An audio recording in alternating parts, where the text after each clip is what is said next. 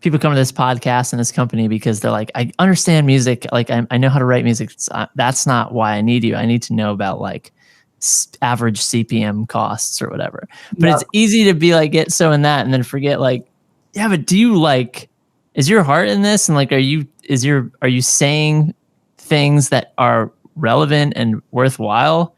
Or like, are you just being like, this is my pop folk project. Do you like acoustic guitar? Like, it's not about that, you know? Yeah, it's hard. It's a whole other art form, like being authentic in advertising. Yeah. You are now listening to the Creative Juice podcast brought to you by Indiepreneur.io.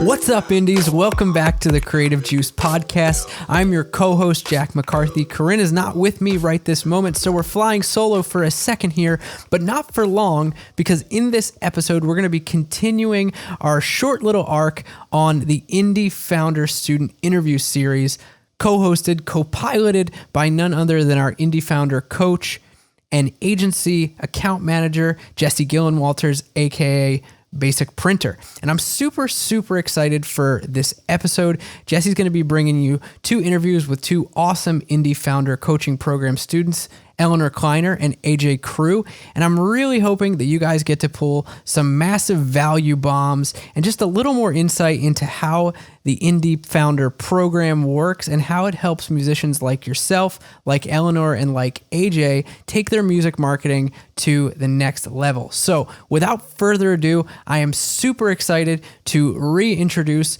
Mr. Basic Printer, Jesse Gillenwalters, to you and kick off the next round of interviews. All right. In this conversation, I speak with Eleanor, who was a founder in our 8-week IndieFounder Foundations course. She came into the situation with a lot of touring experience, but not really data that she was able to hold on to from that touring experience. So she was in a position where she was wanting to sort of codify and collect her fan base, even though she had one.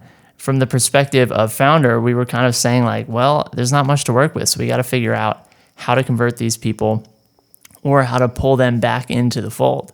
I came to learn in this conversation that she was new to a lot of this stuff, but once it was kind of displayed for her the possibilities, she was super savvy and was just like, oh, okay, well, I'm just going to go through and truck along.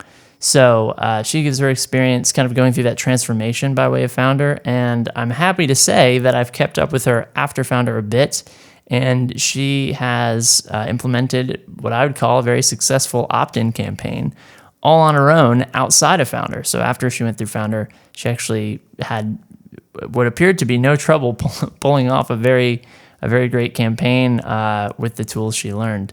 So I was very happy to hear that, and I know you'll be happy to hear her experience. So let's check out that conversation with Eleanor. All right. Eleanor Kleiner. Is that how you say your last name? That is correct, yes. Cool. Welcome to my little house on the internet where I've invited you in to chat about things. How are you doing?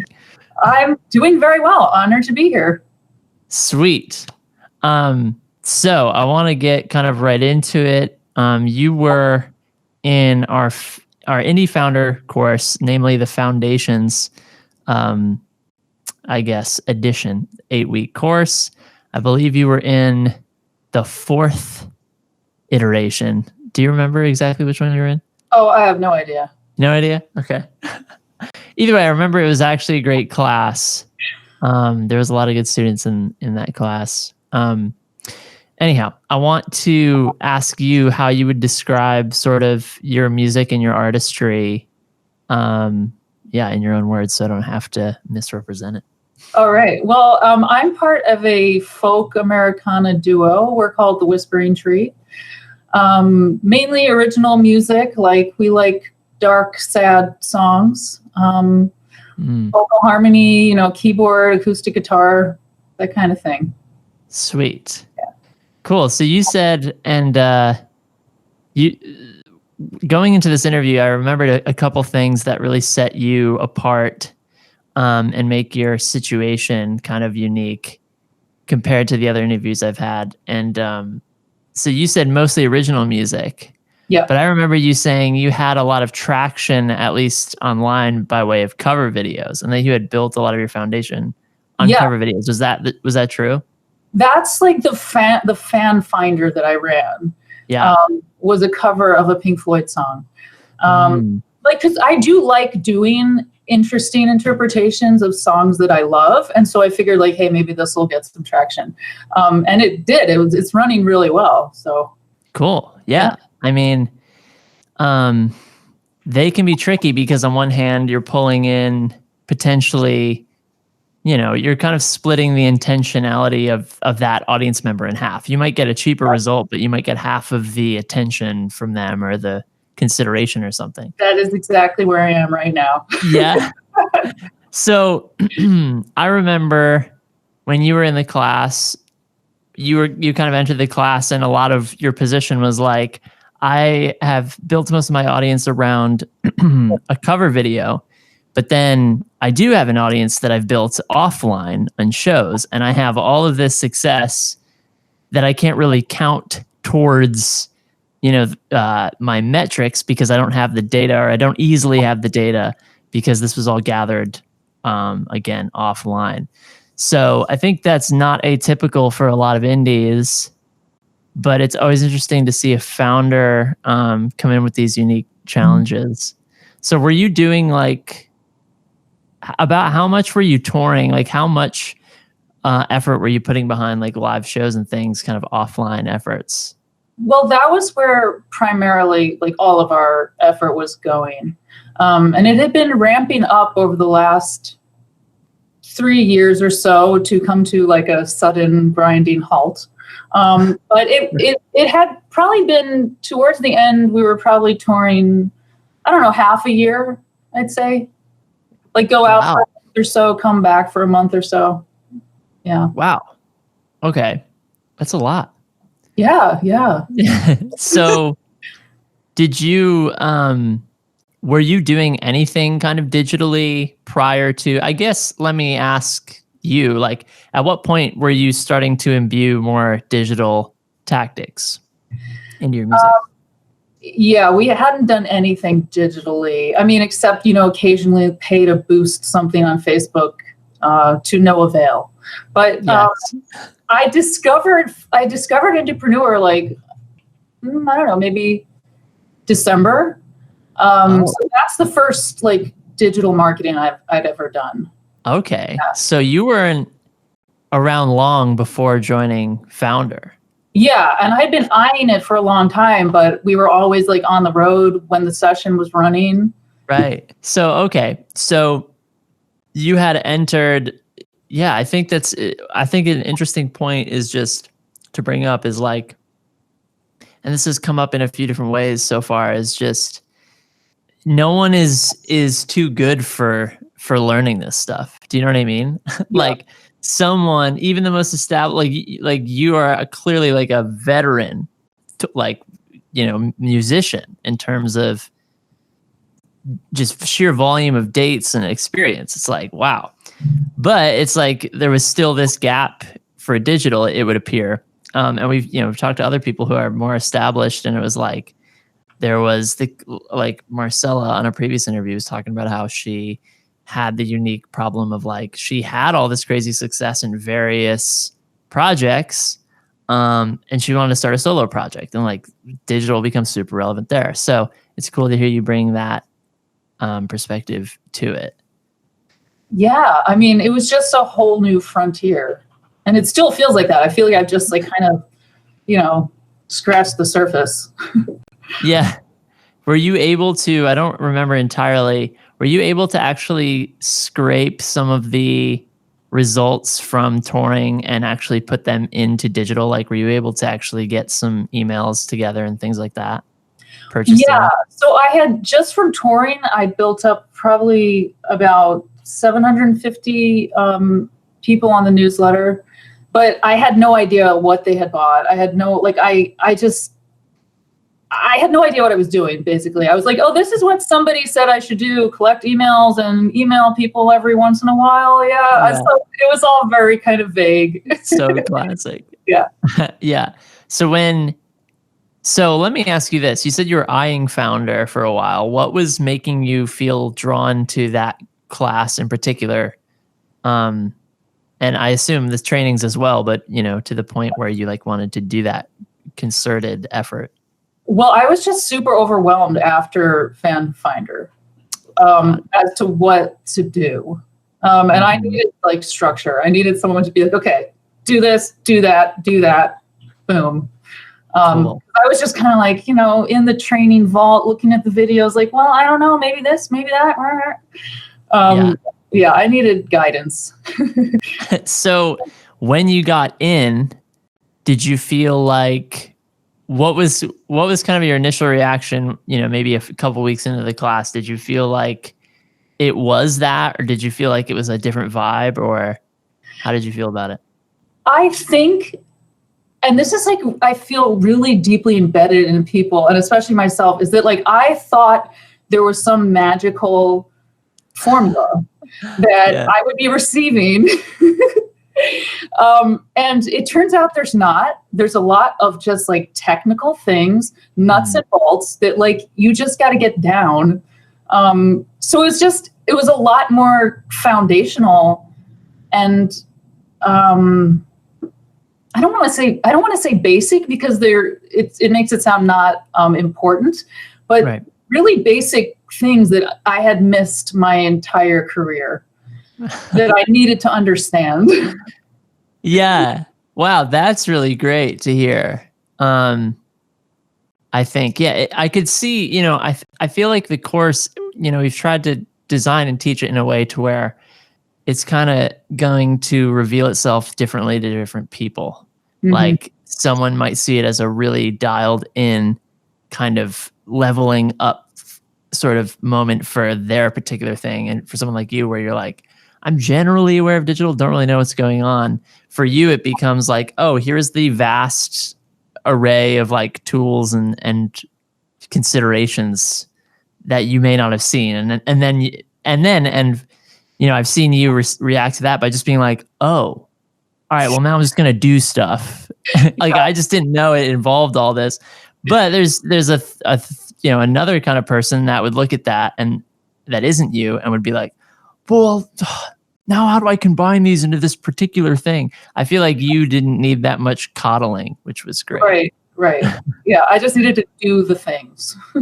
Yeah, and that's been a theme that's been coming up, I think, which is great, because it's emblematic of what we're doing here, which is we're trying to equip individuals and not just be we're going to take you through this magical journey and just drop you out into success. No, it's not like that at all. Yeah, it's your whole entrepreneur ethos is so much about people figuring it out and making the progress themselves. And so you provide these tools, but how you use them and the whole creative process is really up to the individual artist. Yeah, and it's exactly, I mean, again, the ethos is absolutely that. I'm glad you're regurgitating that unprompted sort of, but also it kind of necessarily has to be that, because we're talking about artistry. It's we're not just building the same cookie cutter house to where it's here are the schematics. You're going to face these challenges. The trick is to it's you're going to be I ran this cover video and I have all of this data I can't use from touring. And then I'm going to be I built all this stuff on digital from the get-go, but I don't know how to turn it into touring or whatever. Yeah. So it's everyone's, and then on top of that, you have the added layer of just the particular nature of the message you give off, So it's always a tightrope act of how much can I tell you about what you can do, and then how much can I tell you about what you should do, because they're at odds with each other. It's you have to figure out your own should, be purely because I'm not you, you know? Yeah. So I think that were great at creating your own shoulds, I guess, if we're continuing with that. Awesome. Yeah, it's really funny because like I've never been a good student until this course. Really? I'm like the worst student. I'm terrible at homework. Like I never did anything. I did like the bare minimum for my entire educational career. So wow. I turned it around, man. Well, okay, so I'm actually realizing, I think, let me make sure of this. I'm pretty sure that you were the only Gold Star student that we interviewed. So, and to those who don't know, the Gold Star student of Founder is, like not the winner per se, but like showcases the most commitment and gusto and like application in a brief sense. And you were the Gold Star student of your Founder class. Yeah. So it's funny that I think it's perfect that you're saying like, look, just everything you're saying, the ironic nature of being like, yeah, and you crushed it verifiably. Yeah. I know. I was like bragging to my mom and dad. I was like, I'm the Gold Star student. They're like, I don't know what you're talking about. Yeah. Do you find that's an intriguing thing to explore? Like, you said you were not a great student your whole life, but when it came to this, you were a great student. What do you think the difference was there that made that more the case? Just like age and a lot of like trials and error, like a lot of failure and a lot of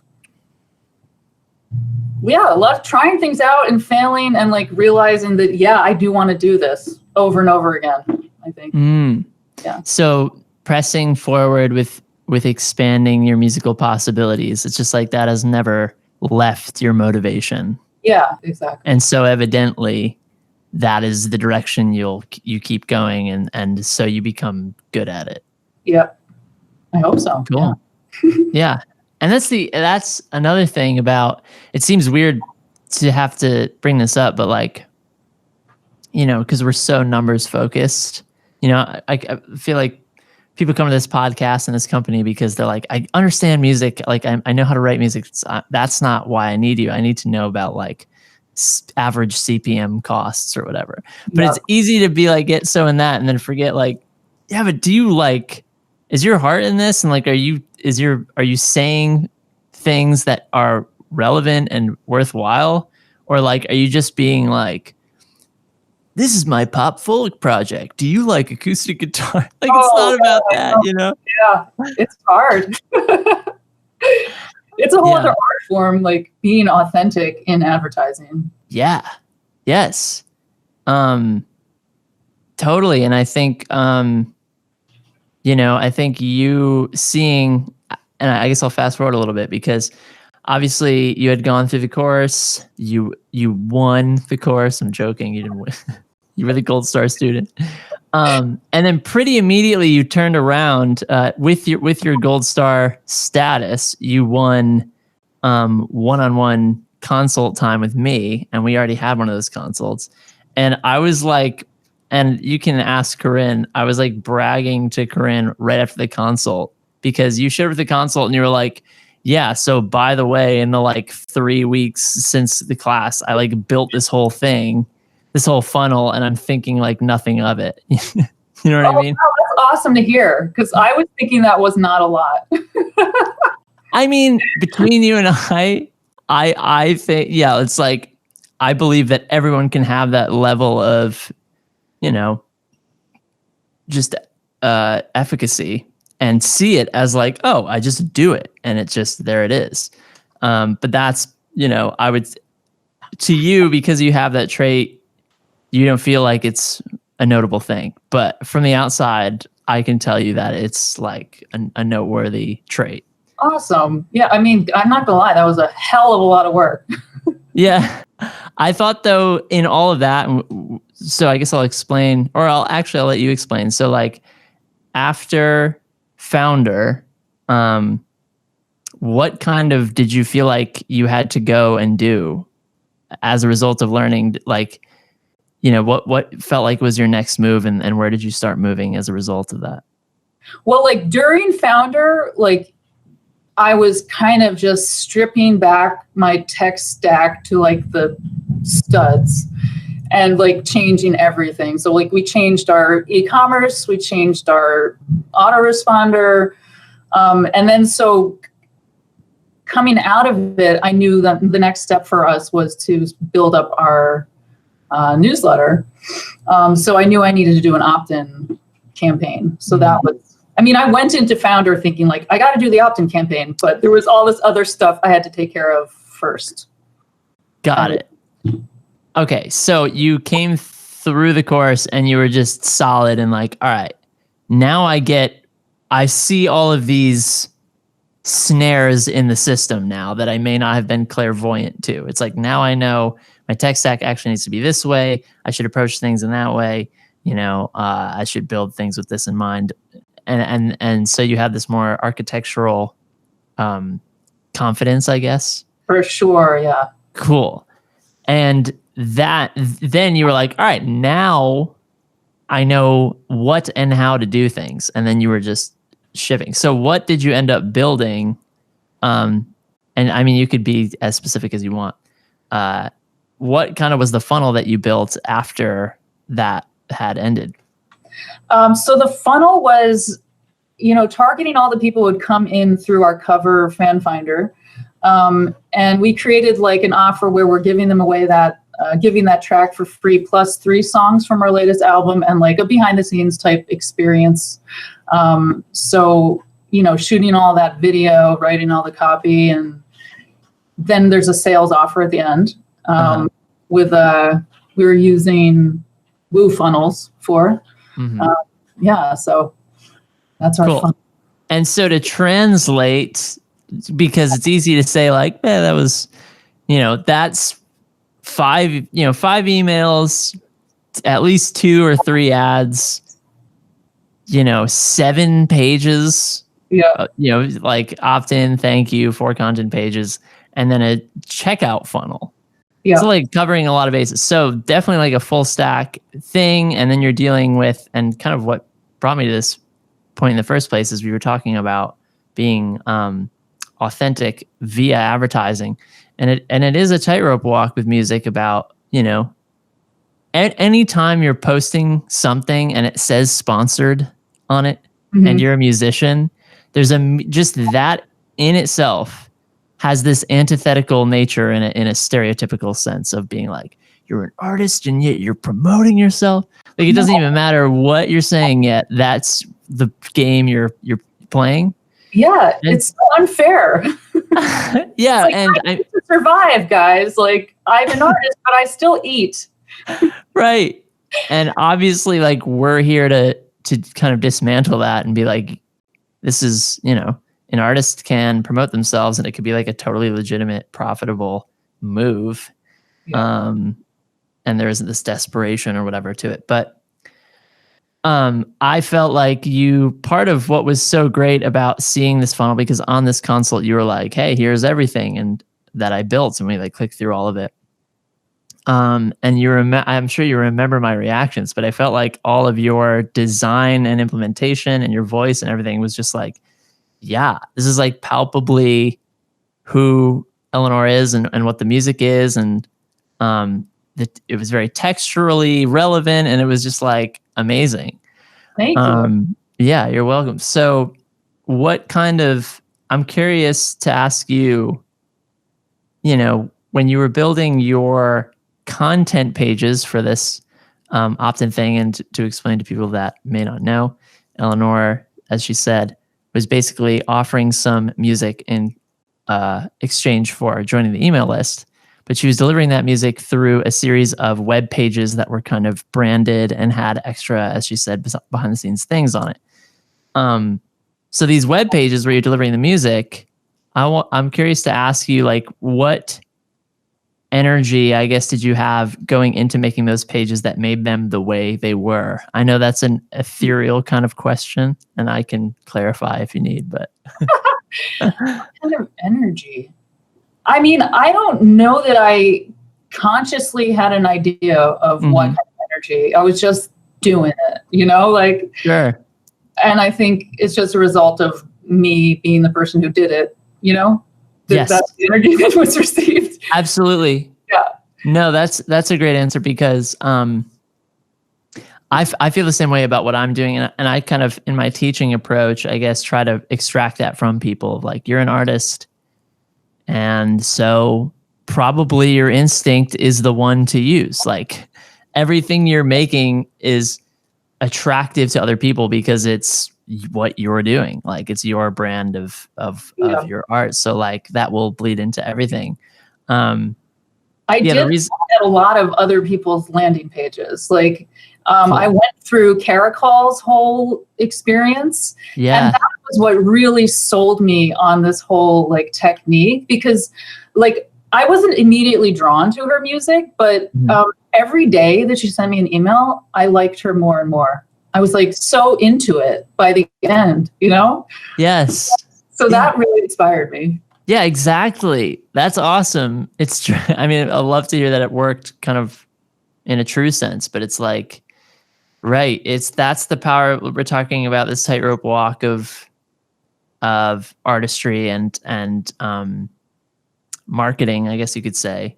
And that's an example where they behoove each other. It's like, yeah, but what if the marketing literally makes someone see the light about your music? It's like, are you really going to hem and haw and be like, well, I'll just wait for someone to take my music, and put it everywhere? It's like, so it's a way to show like more of yourself in a way.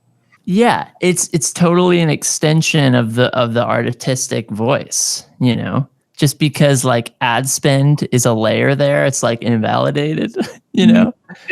It seems silly.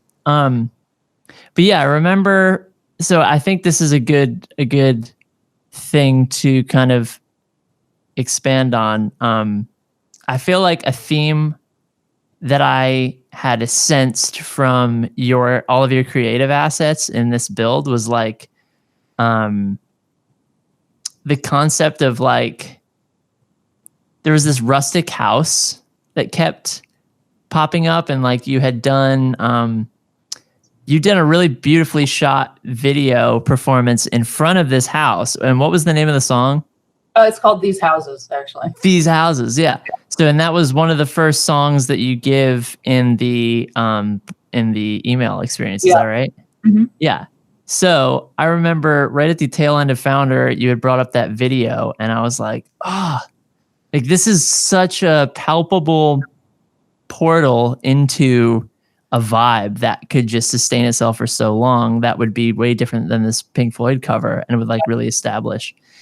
And then I remember in seeing the assets that you built, kind of like, I was just so honored to see that it was like, not only was that being capitalized on, but you also seemed to get the sense of like the fan journey, where it was like, you knew they were seeing this video before.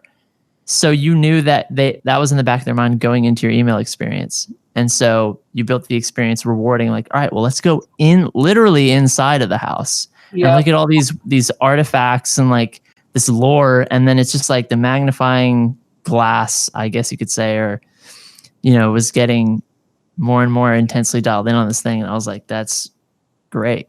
Yeah, that's like, I would never have like analyzed it in that way, but that is exactly what happened. But it just kind of was an intuitive decision. Yeah, it's good to hear that it seems like this has all been instinctual for you. And it's especially good to hear that you feel like you were not an applied student before all this. But then when it comes to this, it's just like, it seems like you're just picking it all up. In some ways, but I mean, with the technical stuff, I don't pick it up fast at all. So like, I don't want to make people who are not picking it up right away feel like this is not for them, because it doesn't come naturally to me at all. Like any of this stuff, I don't think, or I didn't think, Yeah. I bet you'll find that it's pretty easy henceforth. Yeah. Now that you've done a big like build like this. So you built this opt-in funnel. Actually, I mean, technically a sales funnel. And what's the status of that as of today? I think you told me you just launched it like today? No, it has been running for about a week. Yeah. Oh, okay. Well, all right. And That's we amazing. got a sale. We got our first sale. Oh, And, amazing. unfortunately, like everybody who liked our fan finder video does not live in this country. So I think that the shipping costs are a little bit of a deterrent. Could be. Yeah. It's always tough. That's a tricky one. Yeah. Cool. So look, congrats on the sale, obviously. But it's like now you're in this echelon.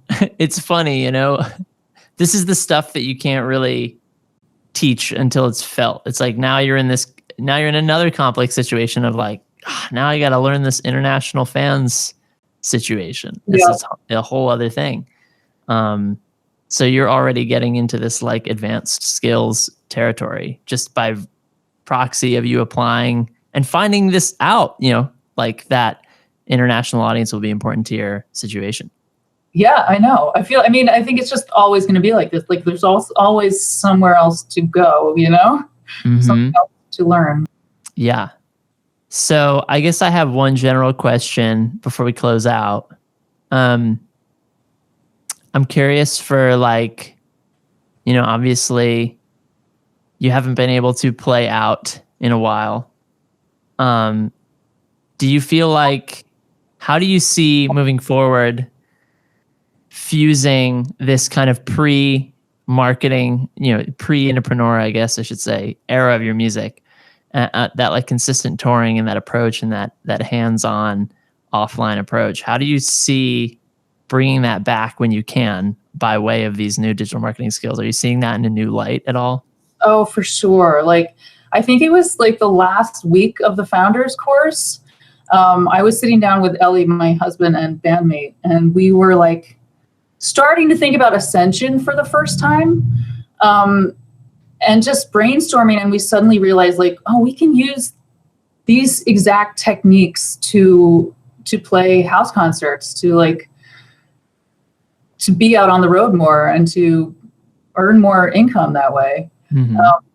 So that's definitely like on the horizon as soon as we can start, touring again. Yeah, it's great to where it's just like you figured this out in the past. A hard thing to figure out, in my opinion, like touring and all that. And now it's just a matter of like situating it. Yeah, before Founders, I hadn't seen a way to grow, honestly. Like we're playing mostly house concerts on the road, and it's a pretty like closed circuit. Yeah. And I wasn't sure how I could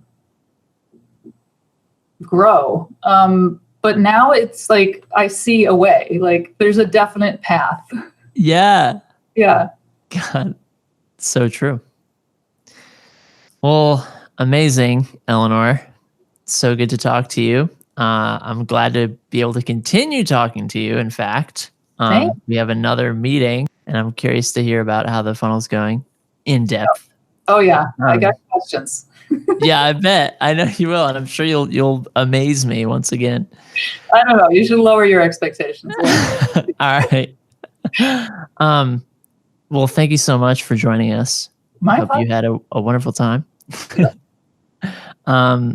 Yeah, I will be seeing you around the community, and I hope you remain an inspiration to all. I'll do my best. Cool. Have a great rest of the day. Okay, you too. Thanks. See you. All right, this is a conversation with AJ Crew.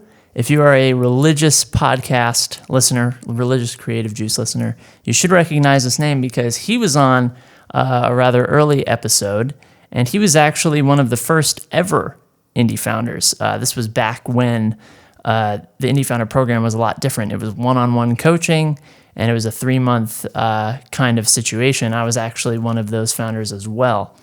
So we kind of talk about here the difference between old founder and new founder, but also some of the similarities between them, largely, of which is, self-efficacy and doing things yourself and not relying on sort of the world or entrepreneur even to hold your hand and make sure you do everything. So it's been really great to see that he's retained that confidence and that self-assurance and self-efficacy. And we talk a lot about that. So I hope you enjoy this lovely conversation with the legendary AJ Crew.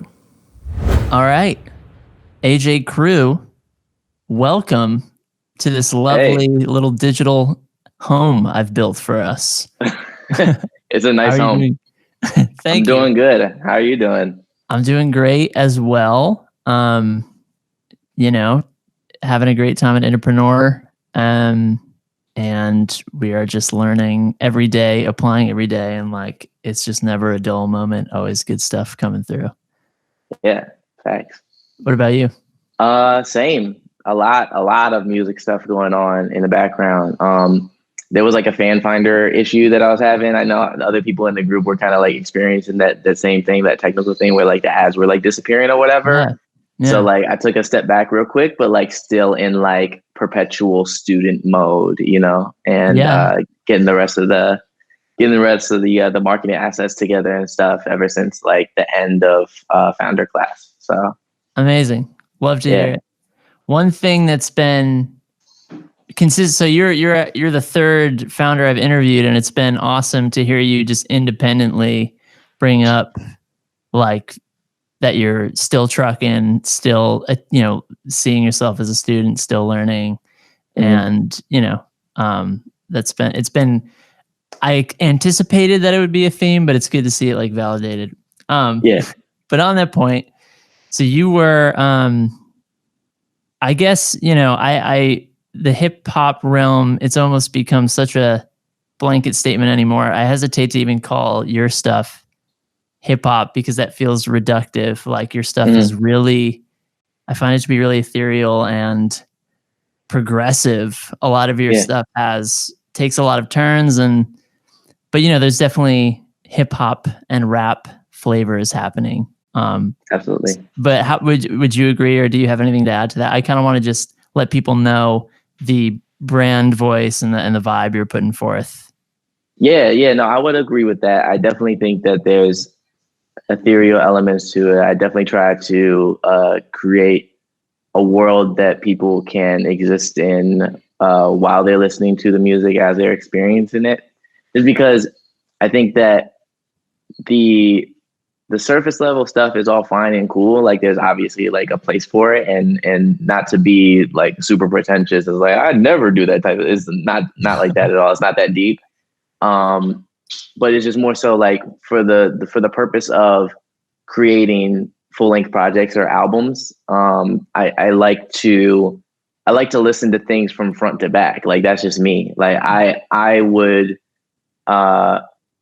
would much rather create something that is not only going to be engaging and interesting to me, but will engage and interest other people throughout the duration of it, right? Because if it was just a collection of songs, it's like, oh, these are all like a random smorgasbord of songs that I happen to put together. It's like, well, yeah, that could be like a mixtape, or that could be a playlist or whatever. You know what I mean? So if I am creating something with the expectation of you listening to the entire thing, then I have to give you the incentive to do that, right? So good point.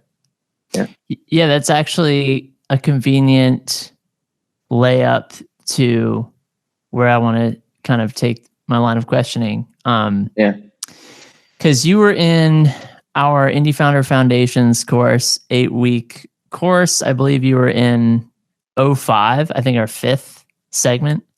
But you were in, much like I was, the original IndieFounder format, I guess you could call it, which was more of like one-on-one coaching. And at the time, I think OG. Yeah, I think it was purely a circa thing. Like I think he was taking one-on-one coaching, and that was like the situation. And so you were, and it's funny actually. This is an interesting like kind of or anecdote, because I remember I was addicted to creative juice before I was hired, and when I was a student, and I was, you were on the podcast once before because you were a founder. And I remember hearing your podcast being like, I need to be like where AJ Crew is right now. Like I need to get in there. I need to be in this coaching situation. Like I need to be getting these results. Like you were totally like my archetype. It felt like. Well, no, you know what's funny is that now I feel like that's flipped because ever since that happened, I'm not gonna lie, like this is the first time that I've like talked like publicly about that time frame and then afterwards. Yeah. But like there was a lot of momentum that was happening during the excuses era. And then just like a lot of life stuff as like in theme of excuses, making excuses as to why things didn't, but like not only did I experience like the greatest amount of success, like I had all of my first sales, I had like, all of these like opt-ins and like all these people like paying attention to, right? Like commenting and like all this engagement, all this activity and like gained like a ton of new fans, right? All great stuff. The thing that got in the way of the afterwards was absolutely me. It's the consistency. And I think that that's the thing that I had to experience firsthand and learn is that it doesn't really matter if you do stunts. It doesn't really matter if you do, this huge 3-month promotional window and push, because after that 3 months is over, if you just hit stop on everything, then it doesn't matter. Right? Like you're not able to capitalize on that. And that's the same reason why there are a ton of people, artists rather, a ton of musicians that drop successful first albums. And then their second album is like, where did they go? It's like the quality is still good. They're still, somewhat the same caliber of artists, maybe even better than before. Maybe their album is better than the first one. But because they don't have that ability to reach back out to their audience, it's like they cut the line of the communication there. Right. Yeah. Yeah. So I it's funny that you say that. Is like when you were, outside looking in, it's like you were my archetype. It's like, man, I'm like looking at you. I was like, dang, like I wish I had the consistency of Jesse. I can't be. So I'm working on that. Like that's a part of the perpetual student thing, right? Yeah. It's teaching yourself and training yourself to basically learn a completely different and new lifestyle to a certain extent, right? Mm-hmm. Yeah, like wrangling creative energy and almost making it work as a lifestyle. And finding ways that you can like recall it and control it, and rather than being at the whim of it and then and then it not connecting back around to your habits, I guess you could say. But right. What you said, so this is making me think about something that's relevant on a marketing perspective, both like on a number of layers of creatively, marketing wise, and also just this vibe of like career longevity, I guess. Because you were talking about how you like to listen to full length records, and so when you're creating a full length record, you're approaching it with that width of vision, I guess. And I find that I feel the same way. I'm always making like concept records, and I find that really behooves the marketing element, especially like the way we often talk about things where it's like, make this grand statement, put a lot of value around it, tell a lot of stories around it, extract all of this wind up and like follow through, this big project really lends hand to that. But at the same time, then you then get into a trap of potentially of it, like you said, being just like this kind of thing where there's the big, there's excuses like the magnum opus. And then it's just like, oh, damn it. Do I have to write another excuses like 4 years like, to do this?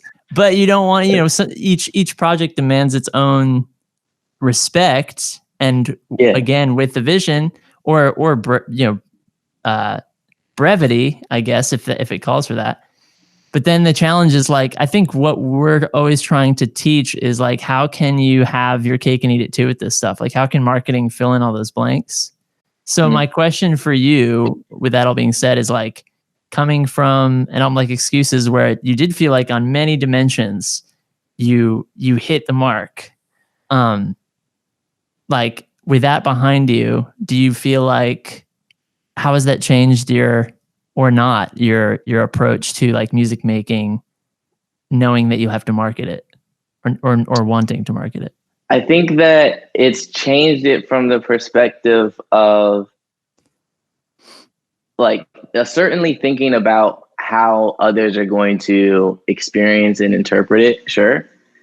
But I think more so than anything, not like trying to create something for the sake of appeasing someone, but more so creating something that you know will be able to exist in a bunch of different mediums, right? Like, so if I'm making a song, then it has to be able to be the score for a movie. It has to be able to be played in the background of a TV show. It has to be able to be something that you can hear being segued into on a podcast. It has to be something that when the music video is created, that it incites something in the director when they're creating the treatment, is like, all right, this is going to be something that's visually compelling, right? Because the music kind of feeds into that. So it's more so speaking into the mediums, and by extension, the way that all of those mediums are differently marketed than the way that we are marketing ourselves as musicians. You know what I mean? Yeah. So I think it's more so that than anything else. Word. Yeah. Okay, so the translatability of any output, the translatability quotient, you want to be high for everything you put out. Cool. Absolutely. Yeah. Word. All right. Sweet. Yeah, I definitely hear that in your music, like how it could be deep or shallow, appropriately shallow for one thing, appropriately deep based on like what way you're approaching it from, which is clever. When you did Founder, the one-on-one kind of the original go of it, what was, again, it seemed like it was just went off without a hitch, and it was just like you saw the fan finder. It seemed like it was 10 years ago. What was the main takeaway? And maybe you talked about it, like your main takeaway after that was like, oh, like keeping the momentum is important. But while you were in that, what was like your main takeaway from undergoing that process? What was the main takeaway during it? I think the main takeaway was that while my intuition was correct in that there is a systematic way of leveraging paid social ads and sales funnels into converting, potential fans into customers and accelerating that. So while my intuition was correct about that, there's a lot more that happens behind the scenes in creating and maintaining the infrastructure around that than was originally thought, right?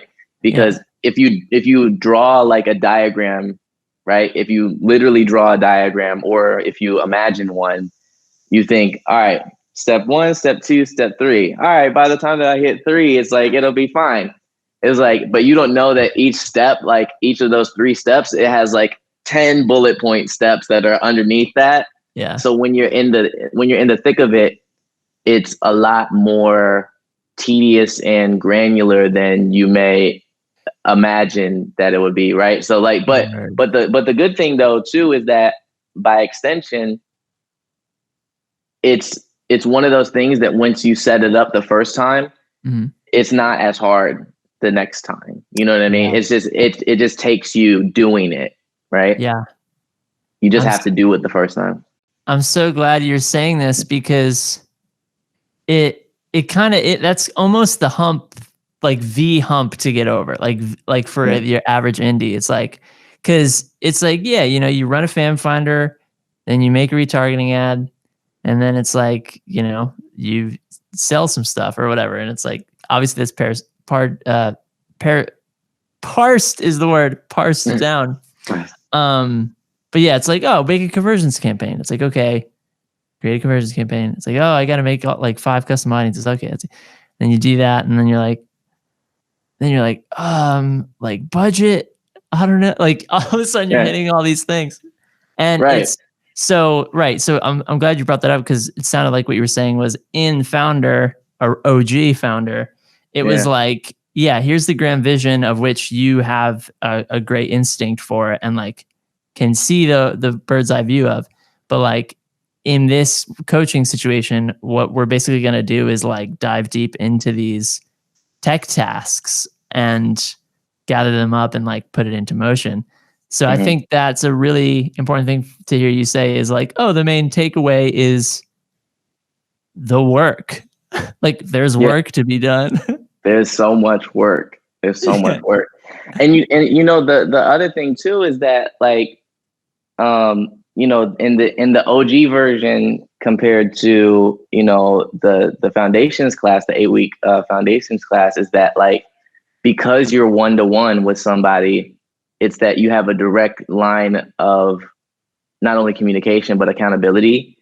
And for the foundations one, it's like you are your accountability, right? Like you have the coaching calls and you have other members in the class, but the other members in the class aren't going to be as invested in your project as you are.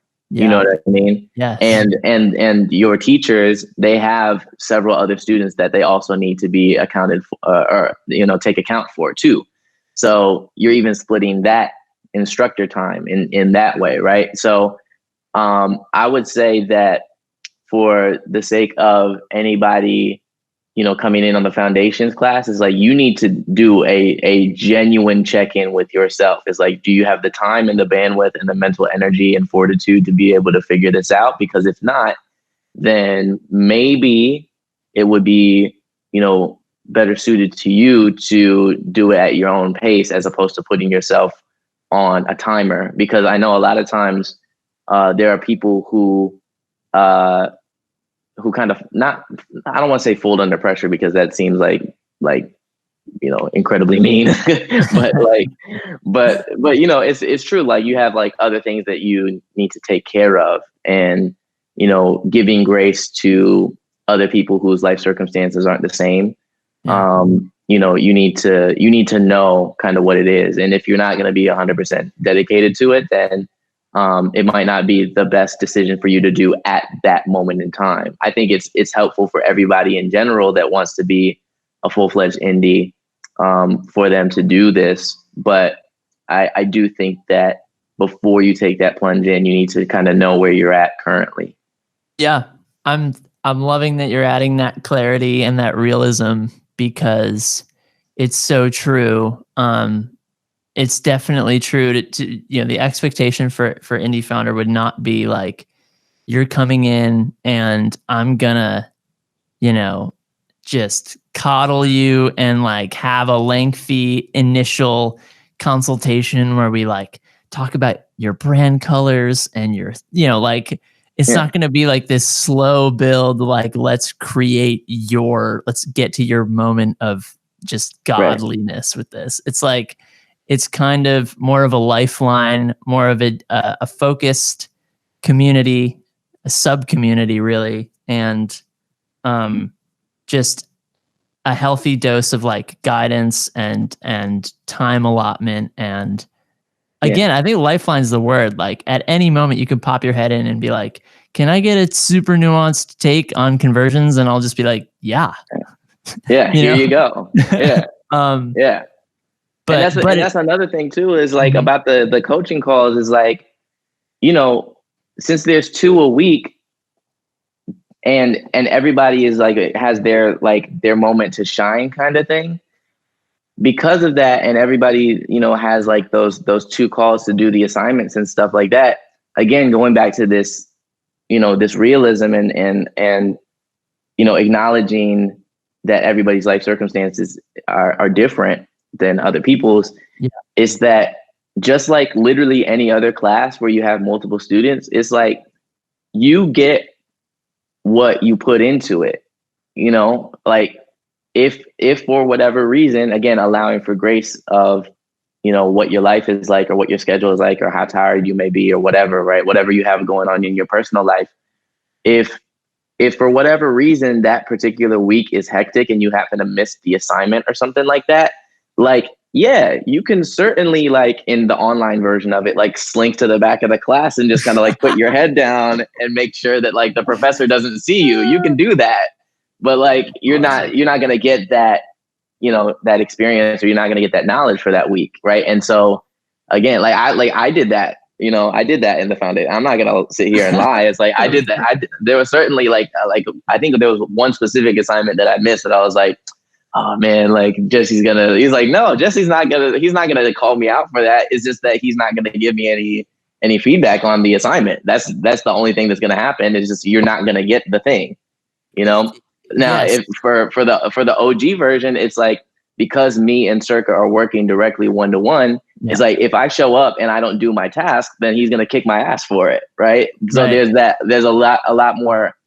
pressure to get that done in a one-to-one kind of thing, right? But if you're again in the class size, you're essentially like, just like you said, paying for that community and that lifeline. And then if you put in as much as you can, then you're going to be rewarded for it.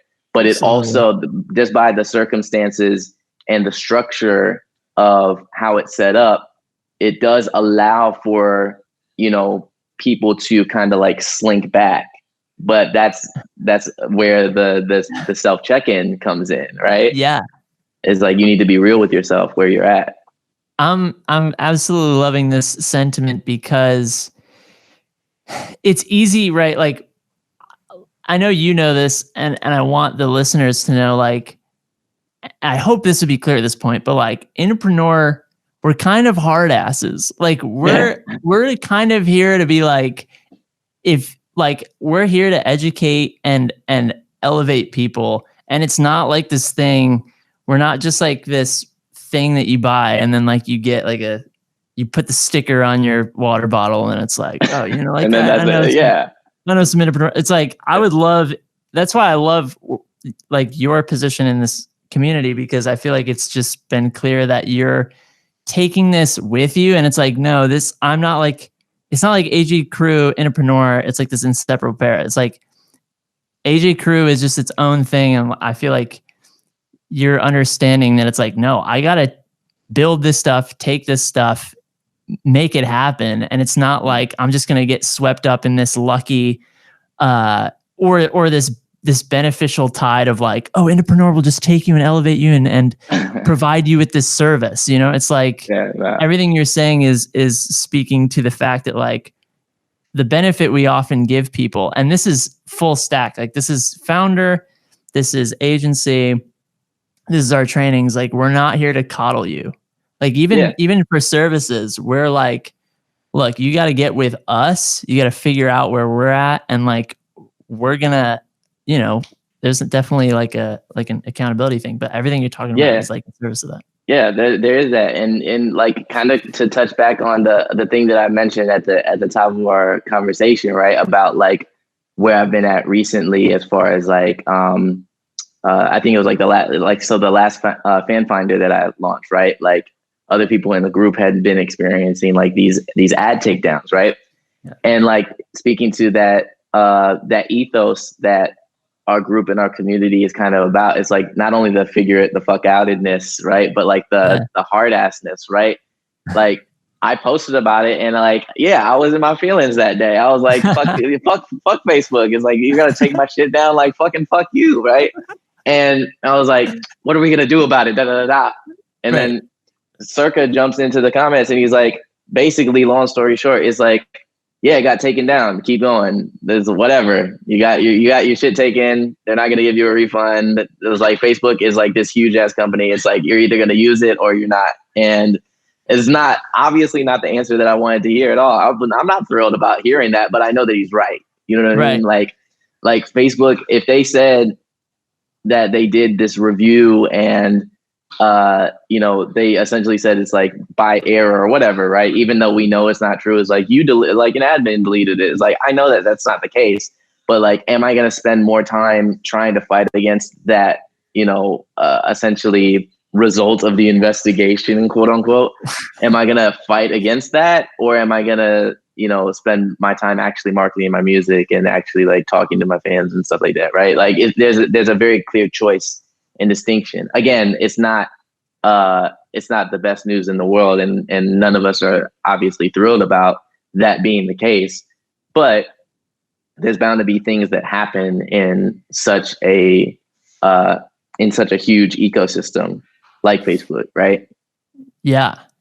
Yeah. Yeah, exactly. Like even in the face of something so clearly unfair and Right. not your fault and anomalistic, you know, it's one thing if it was like, oh, I can't get the zap to fire. It's like, even in the face of something way less blasé than that, it's like, you know, great to hear you have that sensibility, I guess, about it.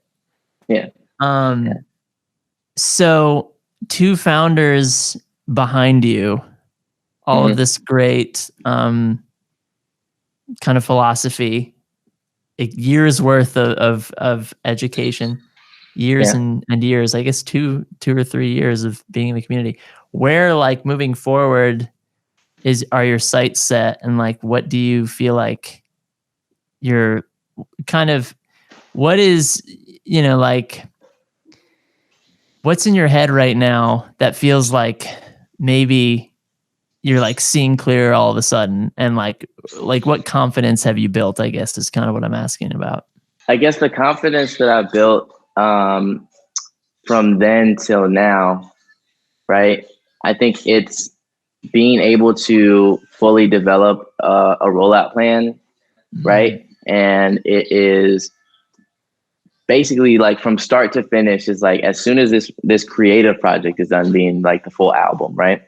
As soon as that's done, how is AJ Crew, the marketer, right? The business, how is that entity going to take that creative asset and then take it across the finish line? So I think having that has been one of the most invaluable resources of my career, right? Like even just like, there's so many people who don't even know like the basic concept or principle of like a return path, right?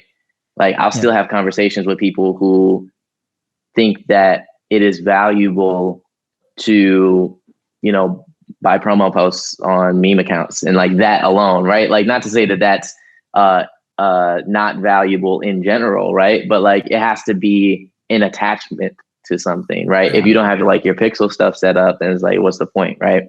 If you don't have a way to reach back out to them, it's like, what's the point?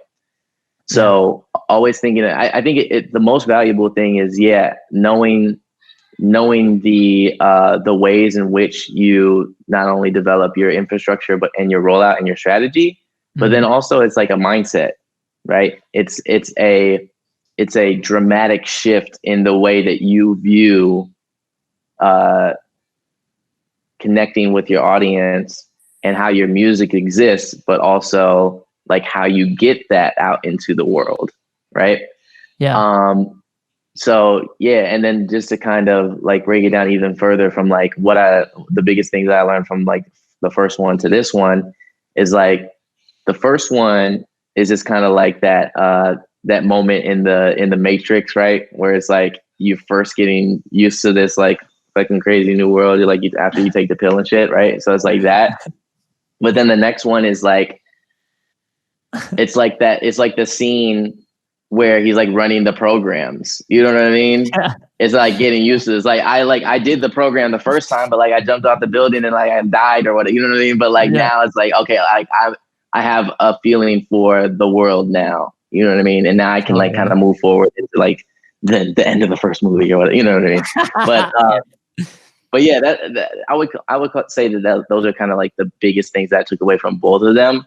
But yeah, in general, I would think that it's mostly a mindset, right? It's a different way of viewing the world, right? Amazing. Yeah. I feel like the theme of this conversation has been great, and in that it's centered around just like self-efficacy or something. Like I love that you're coming here and being like, oh, I just learned like about the tools and how to use them and sort of the gusto that I need behind them. And it's not just been like, oh, like this is the prophecy, like Entrepreneur has all the answers. It's like, you're speaking so much more from a I'm doing this kind of vibe, because that's what it is.